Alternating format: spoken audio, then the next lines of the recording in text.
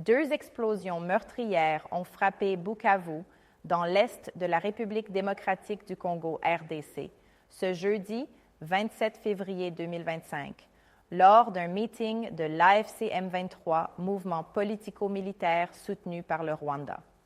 Alors que Corneille Nangaa, coordonnateur de l'AFC, quittait la tribune, une première explosion a retenti près des haut-parleurs, suivie d'une seconde détonation dans la foule en panique. Le bilan, encore provisoire, fait état d'au moins 11 morts et 60 blessés, selon une source hospitalière locale. Scène de chaos. La foule, estimée à plusieurs milliers de personnes, s'est dispersée dans la terreur après les explosions. Des témoins évoquent un engin tombé du ciel, tandis que des motos et véhicules ont été réquisitionnés pour évacuer les blessés vers l'hôpital. Accusations en cascade. Le M23 accuse le gouvernement congolais d'être responsable.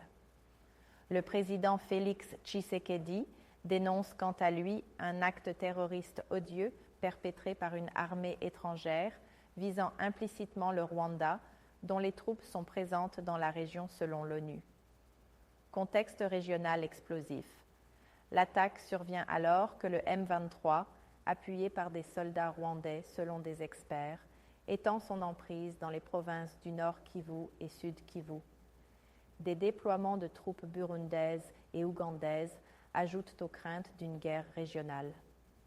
Tensions géopolitiques. La RDC accuse régulièrement le Rwanda de soutenir le M23, ce que Kigali nie.